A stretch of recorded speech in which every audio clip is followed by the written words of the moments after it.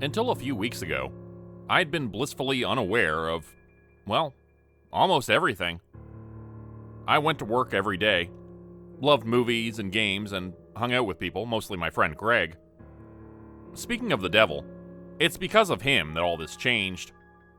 It was a couple of weeks ago when he called me after yet another long day at work. Yo, Steve, can you come over to my place? I gotta show you something. Can't wait, dude. I was at the store all day today. Like, seriously, I'm exhausted. No way, man. Get your ass over here right now.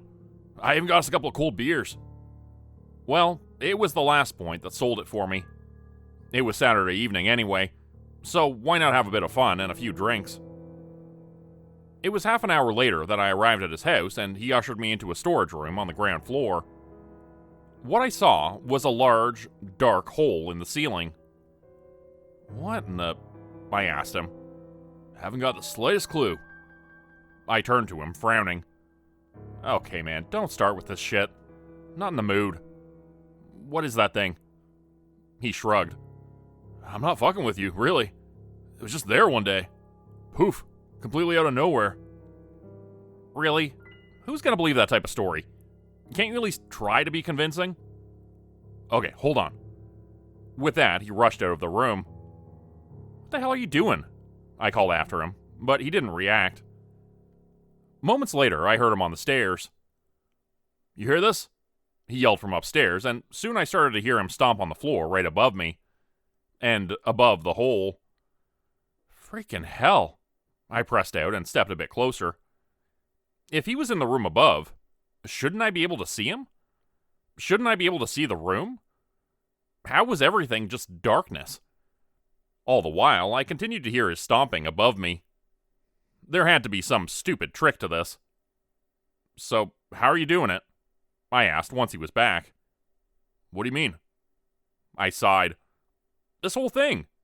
How the hell did I not see you when you were up there? Were you even upstairs? Really, man, I'm not in the mood for... There's no trick. He cut me off. I looked at him and rolled my eyes. Come on, man, at least hand me a frickin' beer or something. Did you really invite me over to play this shitty joke on me? 5 minutes later, we sat in the living room, both holding a beer in our hands. So, what you're telling me is that this thing, this hole, was just there one day? I asked in a monotonous, bored voice. He took a sip of his beer, then nodded. And you just ignored it. Another sip. This time followed by a shrug. I didn't know what to say anymore. This was by far one of his dumbest attempts at whatever this was. Well, I checked it out, of course. He started after a short while. Used a lamp, but it's plain dark. Nothing to see at all. Used a stick, but it just goes on forever. What do you mean it goes on forever? I asked, laughing. You know, there's something called the ceiling. It's gone, I guess. So, what you're trying to tell me is that there's a hole in your ceiling that leads upstairs, yet I'm not able to see... No, that's not how it works, dude. The stick's just gone. There's no hint of anything upstairs. What the hell are you trying to say? I was getting utterly frustrated with him. Exactly what I just said. I can push the stick in however far I want, but upstairs, you won't see a thing. This was it. I was done. I'd had enough of this whole stupid topic. Alright, fuck you, asshole. I cursed and got up. Can't believe this shit. I made my way to the stairs. Ha ha, Greg. You got me to go upstairs to check out this stupid hole. Great job. You really got... I broke up. I'd entered the room upstairs above the storage room, but there was not the slightest hint of a hole. Nothing. For a moment, I tried the floor here and there to see if Greg had somehow hidden it, but nothing. Everything was as solid as it could be. How in the hell? I wondered out loud. Told you there's no trick, Greg said from behind me suddenly. Jesus fuck, man, I yelled at him. Don't scare me like that. Come on, I'll show you something. With that, we went downstairs, and he brought out a sort of tripod-like contraption he'd built. What are you doing now? I asked. But soon he brought in a long wooden stick and raised it towards the dark hole in the ceiling. I watched and saw how the stick vanished into the darkness. Further and further, he pushed it inside, before he mounted it on the contraption to fasten it in place. "That should be at least a meter. You saw it, right?" I nodded and followed as he led me upstairs. Once we reached the room, I saw that there was still nothing. No hint of any stick. As I stood there, I started to believe that maybe, somehow, he really wasn't trying to trick me.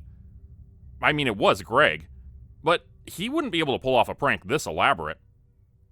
That meant, though, that this whole thing was real?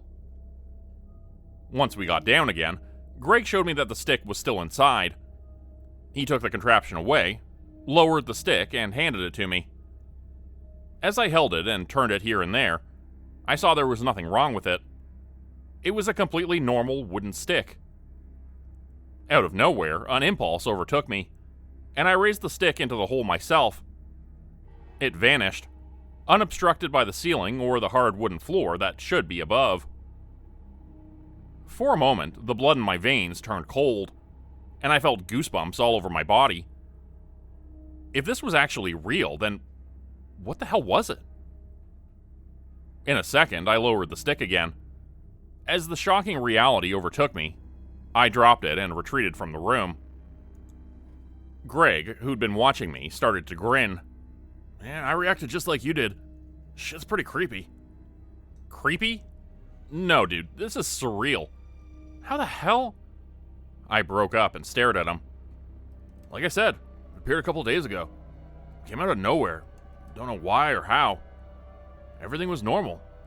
And then one day I walk in there and it's there." I said nothing. "At first I was just as creeped out as you were.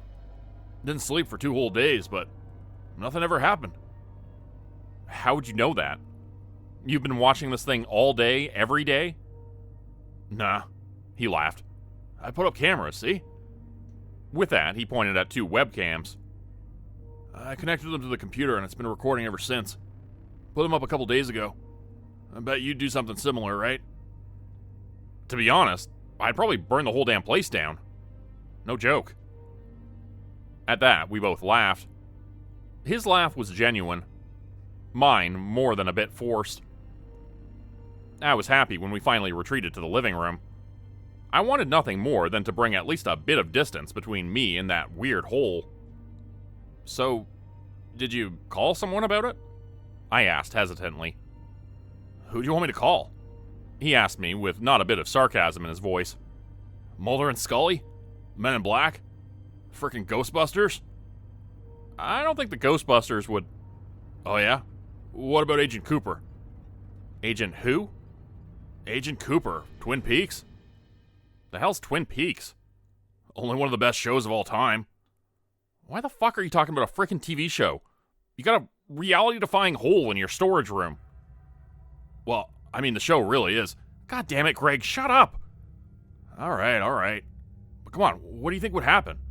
They'd probably kick me out of my house, detain me, turn this whole place into a frickin' government facility, use it to build weapons and God knows what."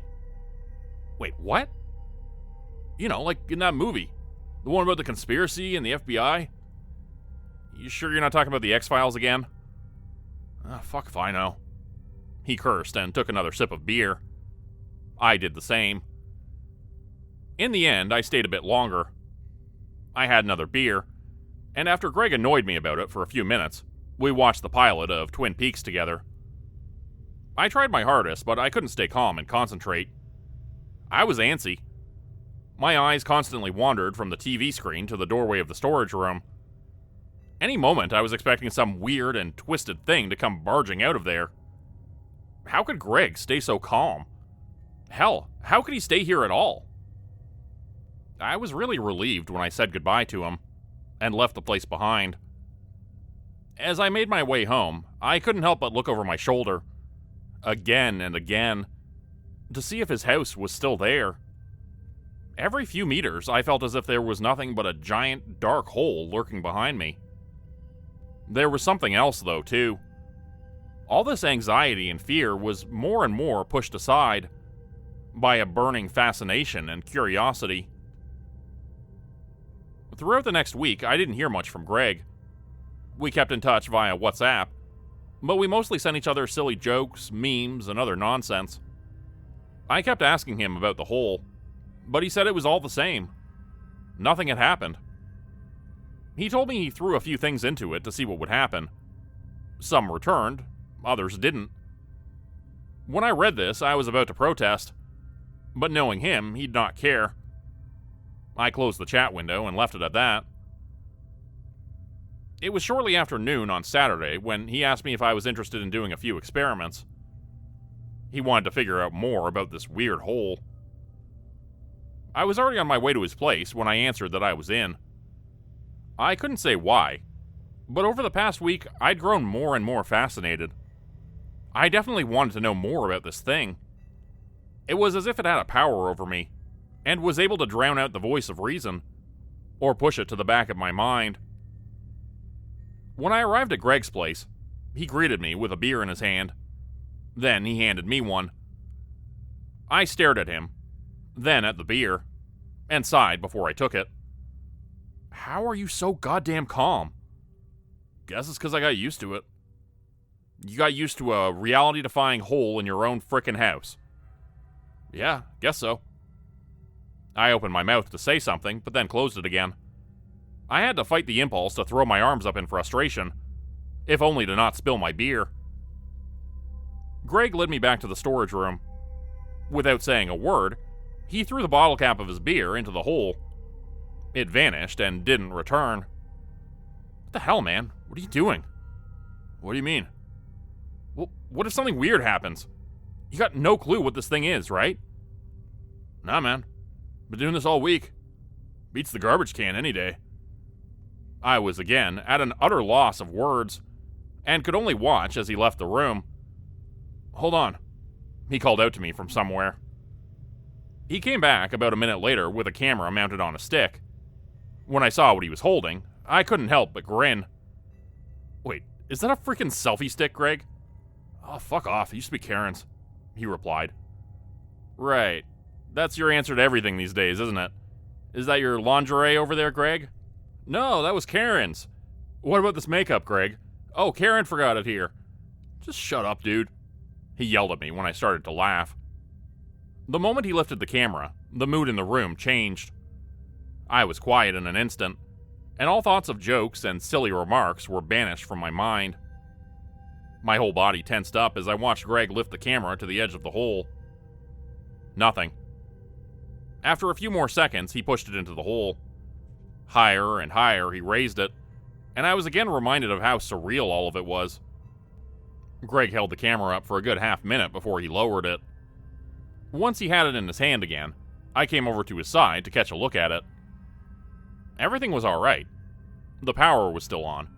It was still recording, and it was completely undamaged. Greg stopped the recording, and the two of us sat down on the couch to watch it. On the one hand, I was filled with anticipation. On the other, I was more than a bit afraid of what we'd see. We were both quiet and watched as the camera view moved closer to the hole. Finally, darkness engulfed the screen, and all sound stopped. Second after second passed in complete and utter silence. Every moment I expected the darkness to open up and reveal an impossible alien landscape, or to see some sort of creature jump in front of the camera. There was nothing, though. Only darkness. I was on edge nonetheless, until the camera returned to our world. Well, that was exciting, I mumbled. Greg next to me said nothing. We did a couple other tests after this. We mounted a thermometer on Greg's selfie stick. The hole didn't seem to have any effect on it at all, or the temperature was the same as it was here. We also tried a night vision camera, but again, there was nothing to see. The only change was the sickly green hue of the recording. Greg even mounted a piece of meat on the stick and let it rest in the hole for 5 minutes or so. I had no idea what he expected, but I was happy when the meat returned completely unscathed. It was early evening when the two of us heard a meow and saw Tabby walk into the room. Karen left the cat behind as well. Really, dude? Really?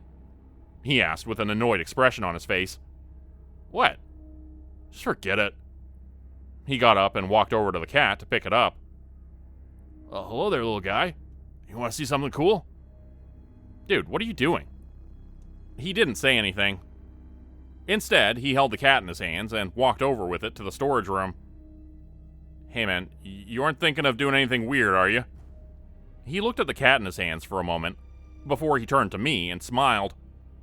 No, of course not, he said and put the cat down gently. Then he ran off to somewhere and got a stepladder. He put it right below the hole before he went to grab the cat again. Why would I do anything weird with my ex's cat? With that, he stepped on the ladder. Okay, man, come on, stop it. We got no idea if this is safe, I said as he continued up the ladder. Yeah, but I guess I just found out a way to figure it out. Greg, seriously, are you freaking kidding me? What if something happens? Fuck, man, it might suffocate or, I don't know, like burst into flames. Shut up. I don't give a shit about this stupid cat. We spent all day and we haven't found out a damn thing. So maybe this way we can at least figure out something. I said nothing. He had a point about figuring out what this thing was, but still, using the cat? That was just wrong. Do what you want. I'm gonna have no part in it, though. Whatever. I watched from beside the doorframe as he stepped up higher on the ladder. The cat, not understanding what was going on, stayed quiet, but not for long. The closer it got to the strange hole, the more restless it grew. It was as if the animal's instincts told it that something was wrong. I could see how the cat's fur stood up and how it started to twist in Greg's hands. Then it meowed once before Greg pushed its head into the darkness above. It was no more than a couple of seconds before he lowered the cat again. The animal was furious and struggled against his grip. When the cat bit him, he quickly put it down and yelled after it as it ran away. Always hated that damn beast, he said, looking at his hand. You can be such an asshole, you know that? Well, fuck you too. We ended up watching the cat for the next 20 minutes or so. There was apparently nothing wrong with it.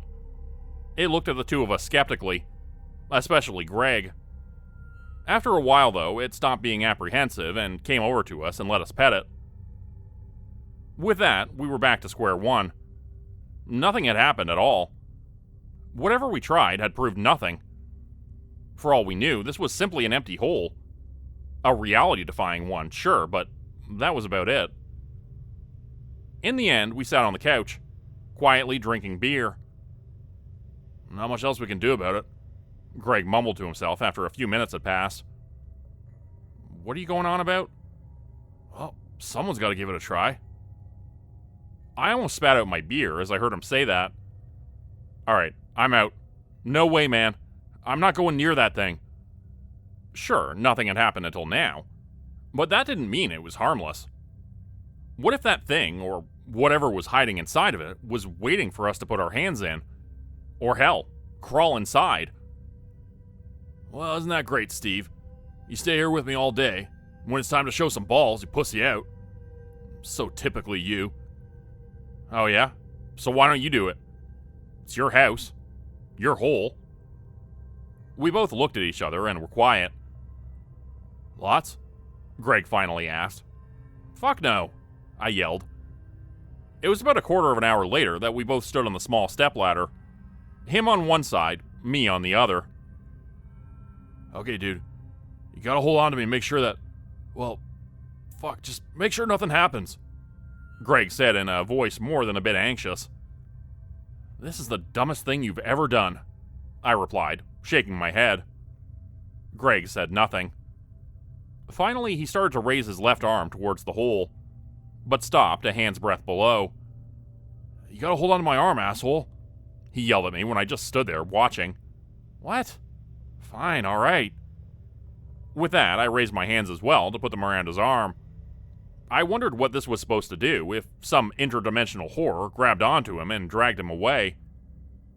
While I was still making up scenarios in my mind, he put his right hand under one of my elbows. Before I could even react, he pushed my left arm upwards with as much force as he could muster. I didn't have time to react. I watched in horror as my arm shot upwards towards the hole, In an instant, my hand, as well as my lower arm, vanished into the darkness above. For a short moment, I could only stare at what Greg had done in disbelief. Then I screamed in surprise and stumbled back down the ladder. I lost my balance and fell to the ground. "Are you fucking insane?" I screamed at him. "What the fuck did I do to you?" "How's your hand?" Greg asked in a low, matter-of-fact voice. I raised it and saw that I'd instinctively clenched it. For a moment, I just stared at it. "Prickles a bit, but that's about..." I broke up when my hand started to glow slightly. I yelled once more and held the hand away from me, unclenching it in shock. The moment I did, something fell to the ground. It was a small, dimly glowing orb that now rolled through the room. As I looked from the orb back to my hand, I saw that the glow had vanished. Putting two and two together, I realized that it must have been the orb and not my hand that had been glowing. I clenched and unclenched my hand, moved the fingers, and then rubbed it with the other one. Nothing seemed to be wrong with it. "Where'd you get this from?" Greg asked and picked up the orb. I stared at him as he held it in his hand, rolling it around while looking at it. "It's kind of heavy. How'd you get to glow like that?" When I saw his face and his nonchalant behavior, after what he'd just done, I exploded. I walked over to him and pushed him against the wall of the storage room. Hard. "What the fuck did you just do, you fucking asshole? We had no frickin' idea what would happen. What if I lost my hand or my whole arm? What if, I don't know, that shit's radioactive and I get cancer?" "Well, but nothing..." He tried to start. "No, shut the fuck up. Don't you dare give me the nothing happened so it's fine. You tricked me, asshole." I screamed at him and pushed him against the wall once more. The orb he'd been holding fell from his hand and landed on the floor with a thump. It started to glow once more, this time a bit stronger. Greg picked it up and brought it closer to his face. "Seems to be something inside of it," he said, holding it up towards me. "Give me that," I yelled and ripped it from his hand. I stared at it for a moment, and I understood what he was saying. I thought I saw something inside as well. It pulsated again while I stared into it, and it felt as if some sort of presence was staring back at me. No, that wasn't it. It felt as if it was preying on me. A wave of heat washed over me, and I was sweaty in an instant. In a surge of fear, I let go of the orb. Greg almost jumped forward to catch it and get it back. "You know what, Greg?" I started as I saw him like that. "Fuck this. Fuck you. Fuck this hole and fuck this whole damn thing."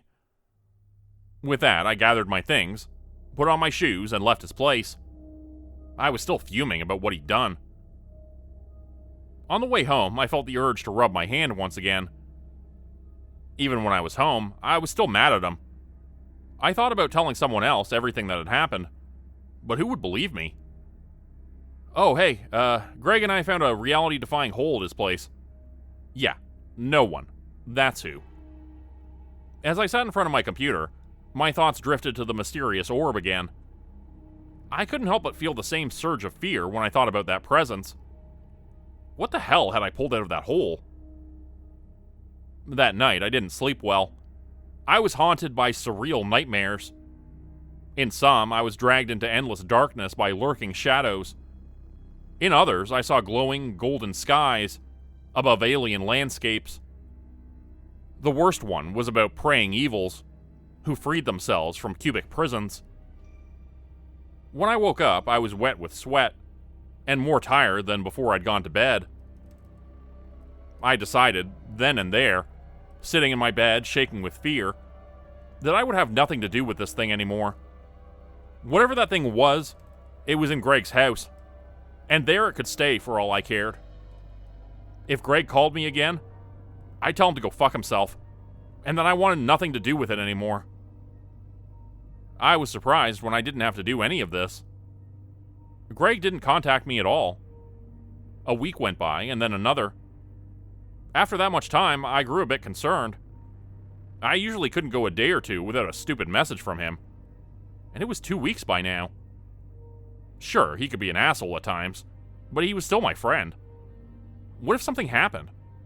What if that thing, that hole, had swallowed up his house? Was he even still... Wait, no, that's ridiculous. If anything like that had happened, I'd hear about it on the local news. Or hell, read about it on Facebook. In the end, I decided to drive by his house after work and see if everything was alright with him. I told myself once more that I'd have nothing to do with this whole thing. But I knew that wasn't true. Was it really concern for my friend? Or was it curiosity that drove me on again? I couldn't tell. When I found his house, as well as the neighborhood, still standing, I was relieved after all. The relief vanished the moment I actually looked at his house. As I walked up toward it, I saw how a neighbor watched me with concern visible on his face. When he realized I'd seen him, he was quick to hurry off. At first, I thought Greg had closed up all his curtains. But when I got closer, I saw it was something else. Had he boarded up his windows? Why? I walked up to the front door, rang the bell, and waited. I listened for a while, but there was nothing. Greg? You there? Hello? I asked in a loud voice before I rang again, and then twice more. Finally, I heard something inside, and shortly after, the door was unbolted. It opened only slightly, and through the crack, I saw Greg's face. Steve? Is that you? Yeah, what the hell's the... Shh, get in. He cut me off and almost pulled me inside. Once I was in, he bolted the door again. For a few moments, he kept listening. Then he went to one of the boarded-up windows and watched the outside. After a few moments, I heard a sigh of relief. When he came back towards me, I could see how haggard and exhausted he looked. What's the matter with you? Instead of answering, he grinned and led me towards the living room. My mouth hung open as I looked at the hundreds, if not thousands, of dark, glowing orbs. I didn't know what to say. Many times I opened my mouth, but no words came out. I was at a complete loss. Are those all? I was finally able to ask after almost a minute had passed. Yeah, there's no end to them. I can just reach in and take them one after another. Again and again and again. Wait, you did it too? Why? Curiosity. I mean, you were fine, right? And you found this glowing thing. It was fascinating, you know? Yeah, but weren't you worried? I mean, you pushed my hand in and... Well, no shit, of course I was. It's just, you get more curious. The thing is here. Every day it's here in the storage room. And every day I found myself there looking at it, wondering what would happen. For days I couldn't think of anything else. I wondered if I'd find something in there as well. It was eating at me. I couldn't sleep. And then, one day, I was finally ready to do it. And guess what? I found one of those orbs too. I get that, but why are you gathering them? He shrugged. Can't really say. I mean, I wanted to see if I'd find something else, or something else would happen, but it never did. So I kept at it. Soon I had dozens of orbs lying around. After a while, I started to look at them and wonder about them. What are those things? Where do they come from? Most important, what's inside of them? If you look close enough, you can see it. I think in some of them, there's even something moving. He went away and came back with something. I knew what it was even before he showed it to me. It was this weird, light prickling in my hand that told me. That's the one you pulled out, he said and held it up to me. Dude, I really don't... I started, but broke off. I knew what I'd said, but now, seeing it in front of me like that, I grabbed it instantly. I held it up in front of my eyes and stared into it. Oh yes, I thought. There's something inside of it. As I stared, I thought I saw a form inside. Then, I felt the same thing I'd felt before. Something inside this thing was looking back at me, and it recognized me. I felt as if the consciousness inside was probing me, scanning me. fear came over me as I realized that whatever was inside was not only staring at me, but also into me. I felt it call out to me inside my head, in cryptic sounds and unnatural noises. All because I touched it. Or, I thought, because I brought it here. I inched away and pushed the thing back into Greg's hand. Jesus Christ, I brought out, and absentmindedly started rubbing my hand. It's something, isn't it? It's freaking scary, that's what it is. Scary? Maybe at first, but now it's sort of exhilarating. I glanced over at all those orbs in the living room as he talked. Some were glowing brighter than others. Some seemed to be pulsating. The longer I looked at them, the more terrified I felt. Were all of them the same?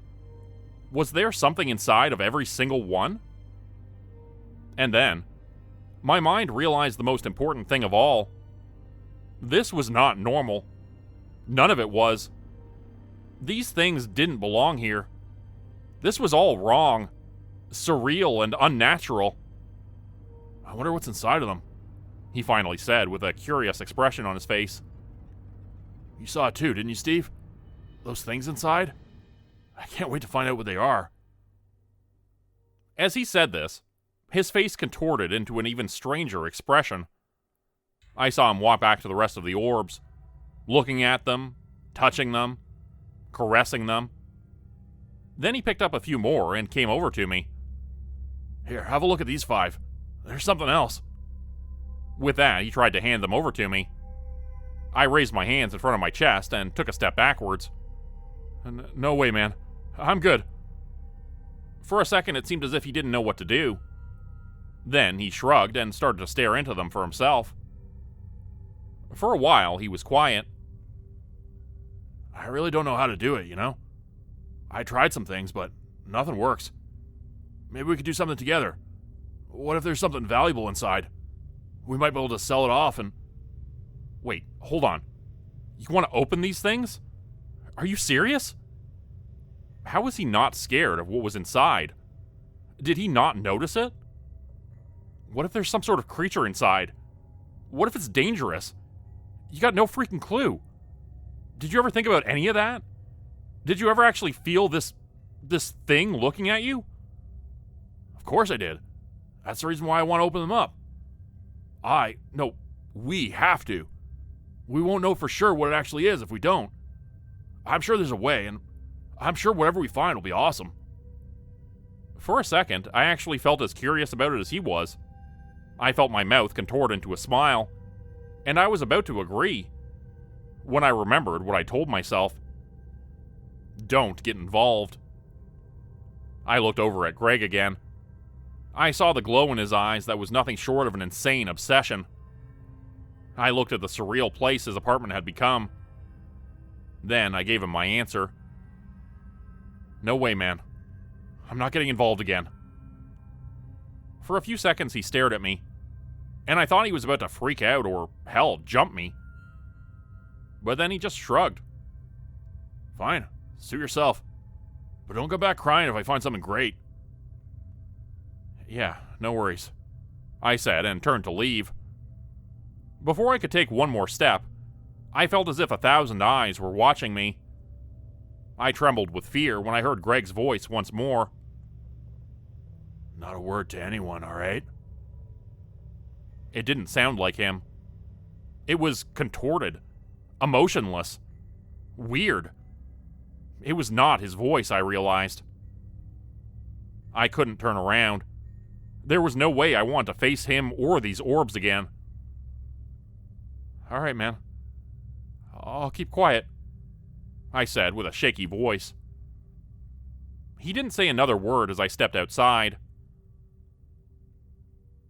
I didn't get to see my friend Greg again.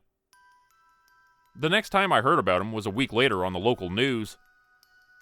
At first, I didn't know if it was his house, since the news segment only depicted the burnt-down remains of a building. Only when they mentioned the address did I realize it must have been Greg's.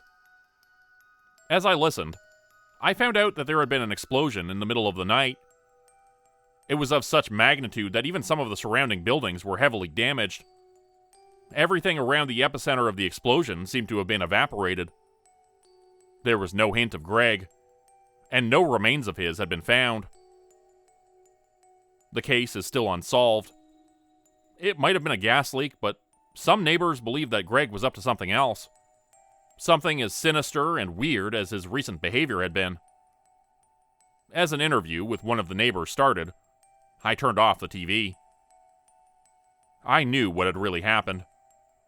I was sure that Greg must have succeeded in opening one of those orbs. Ever since then, I've been wondering if this explosion did evaporate what was inside those orbs as well. No. I've been praying it did. Now, as I'm sitting here, rubbing my hand and trying to ignore those cryptic and unnatural sounds in my head, I know the answer. The explosion released whatever was inside of those orbs into our world. Become a channel member today for early access, bonus videos, and special emojis only available to members. Check out the description below or click the join button for more info. If you'd like another way to help support the channel, please consider joining my Patreon page at patreon.com/JordanGroupeHorror. As a patron, you'll get access to bonus videos and content. You'll be credited at the end of every video going forward, and if you decide to stay for 3 months, I'll name a character after you which will be featured in a Hollow's End story. Links to join the Patreon are in the description. Thanks everyone for listening. Please like, subscribe, and comment to help the channel continue to grow. And see you again next time at 4 p.m. Eastern Standard Time. Hope you have a great night.